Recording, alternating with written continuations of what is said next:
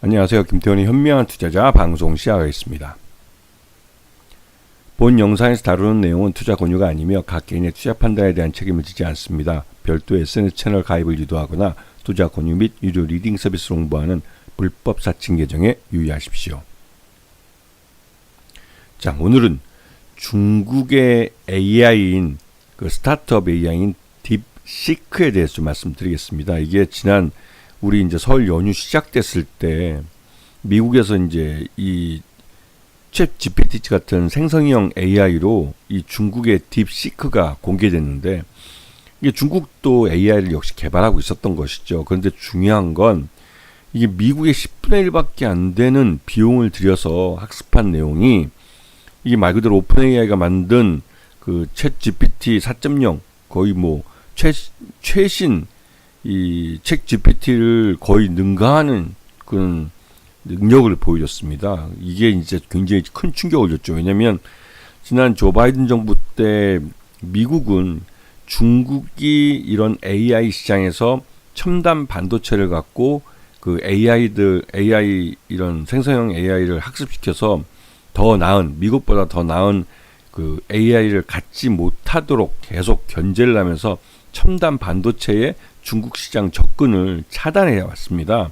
그런데 그러한 중국 시장 접근을 차단했는데도 불구하고 그러한 첨단 반도체들을 많이 필요하지도 않은 상태에서, 그러니까 많은 그 첨단 반도체를 그 사용하지도 않은 수준에서 그 오픈 AI가 만들어낸 챗 GPT 이상의 능력을 보여주는 인공지능 AI를 만들어낸 겁니다. 딥시크 V3라는. 이게 뉴욕 증시를 충격을 준 것이죠. 왜냐하면 이 중국 AI 스타트업 딥시크가 이 미국 증시에서 지금 보여준 것은 그 조 바이든 정부하고 트럼프 정부로 이어지는 미국 정부의 AI에 대한 주도권, 이걸 주도권을 지키기 위한 중국 견제가 그 효과가 없다는 걸 보여준 겁니다. 오히려 그 미국이 중국 정부에게 AI를 위탁해서 만들게 하면 더 적은 비용으로 더 뛰어난 성능을 보여줄 수 있는데, 미국은 돈만 많이 쓰고 있는 낭비적인, 그러니까 그 고비용 저효율의 그런 낭비적인 모습을 보여줬다는 것이죠. 이게 그 미국에게는 진짜 충격인 겁니다. 왜냐하면 미국은 고품질의 AI 반도체 칩을 이용해서 지금 이러한 그 인공지능 AI, 생성형 AI들을 만들어 왔는데, 그러한 고품질의 반도체가 필요 없이도, 그러니까 그렇게 많이 필요하지도 않은 상태에서 미국의 생성형 오픈 AI가 만든 생성형 AI 이상의 능력을 보여주는 AI를 만들어낼 수 있다는 걸 중국 기업이, 이 딥시크라는 중국 기업이 이제 실증적으로 보여준 겁니다. 근데 그도 그럴 게 이미 AI 분야에서는 중국 과학자들이 만든 논문들이 이미 멀찌감치 미국을 앞지른 상태입니다. 수량면에서. 물론 이게 질적인 면에서는 뭐 차이가 있겠죠. 그래도 이 수량면에서 절대 수량이 중국이 미국을 앞서고 있기 때문에 AI 분야에서도 이 중국이 미국을 따라잡는 게 그렇게 멀지 않을 거다라는 생각들이 있었습니다. 요번에 이제 중국의 생성형 AI 딥시크가 이 미국에 그 준 충격은 10분의 1밖에 안 되는 학습 비용을 갖고 미국을 뛰어넘는 오픈 AI를 만들어냈다는 것이죠. 이거는 대단한 충격입니다.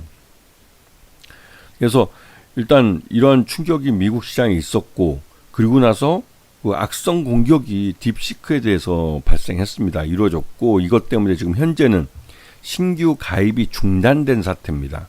중단된 상태로 지금 일단은 이런 외부 공격, 해킹 공격에 대한 피해 조사를 하고 있는 상태고요.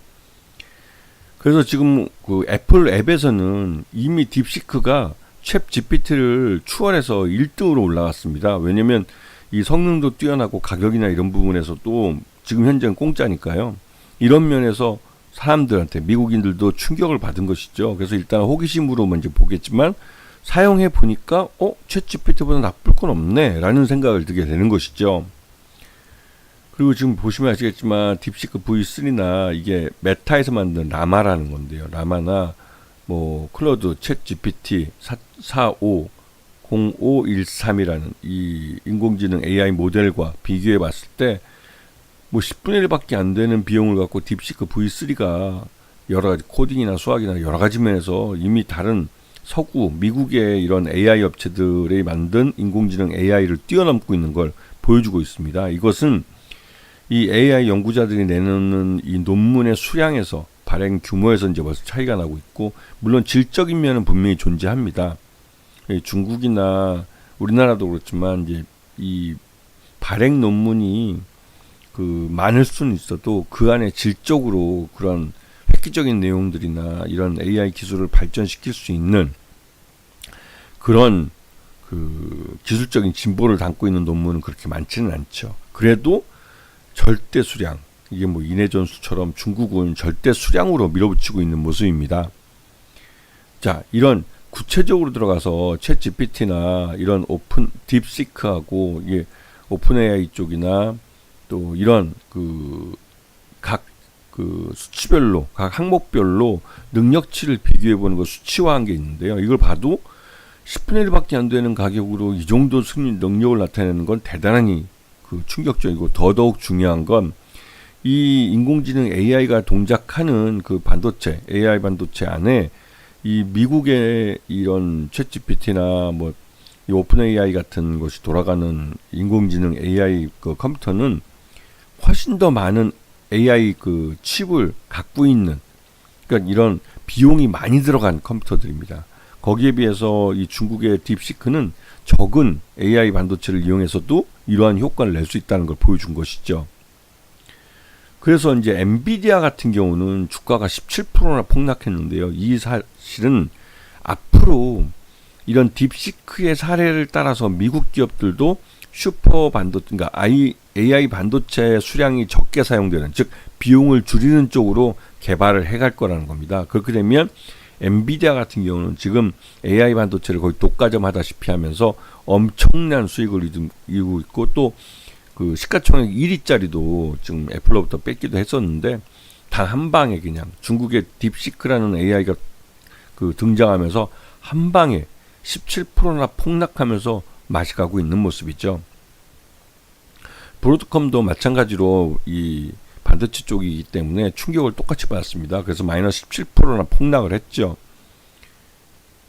그리고 이제 오히려 마이크로소프트나 또 메타 같은 경우는, 그리고 애플 같은 경우, 오히려 이러한 반도체, AI 반도체 사용량을 줄이고, 즉 비용을 줄이고 AI 생성형 AI를 더 진보시키고 개발할 수 있다면 그거는 비용을 줄이고 효과를 높이는 거기 때문에 기업 입장에서 굉장히 유리한 것이죠. 그래서 이런 어플리케이션 쪽으로 만드는 이런 마이크로소프트나 메타 플랫폼스나 또 애플 같은 경우는 훨씬 더 유리한 측면이 벌어졌고, 특히 애플 같은 경우는 기존의 이런 AI 반도체에 대한 투자를 굉장히 적게 한다는 말을 들어왔어요. 그리고 오히려 이 지금 중국의 딥시크처럼 가벼운 AI 같은 경우는 이 애플 아이폰 위에 온 디바이스 AI로 바로 올릴 수가 있는 것이죠.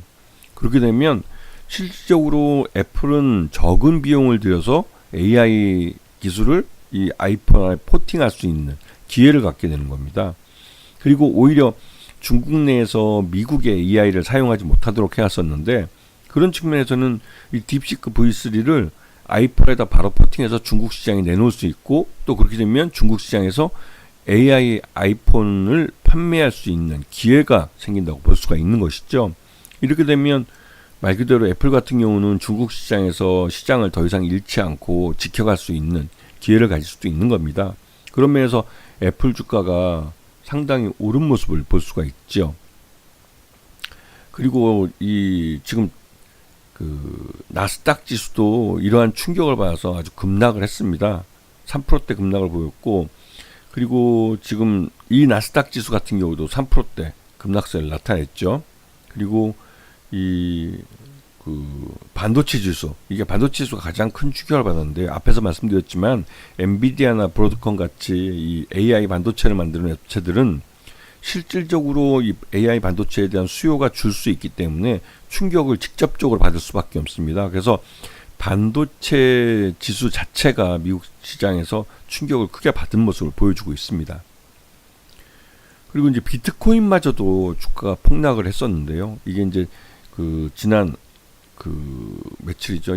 이틀 전, 하루 전이죠. 어제 새벽 7시 35분에 98,000불 때까지 이 비트코인 가격이 폭락을 했습니다. 근데 이렇게 폭락한 게 다른 것보다도 이 미국 위험자산, 이 비트코인도 위험자산으로 평가되는데 가격 변동이 크기 때문에 위험자산에 버블이 많이 끼어 있다는 우려가 커진 것이죠. 그런 면이 시장에 충격을 준 겁니다. 이게 이제 이 반도체 쪽에서 이제 엔비디아나 브로드컴 주가가 폭락하듯이 비트코인도 그다음에 10만 불 이상 오르다가 지금 9만 불대로 다시 떨어졌다가 다시 또 그 10만 불대로 회복하는 그런 모습을 보여주고 있습니다.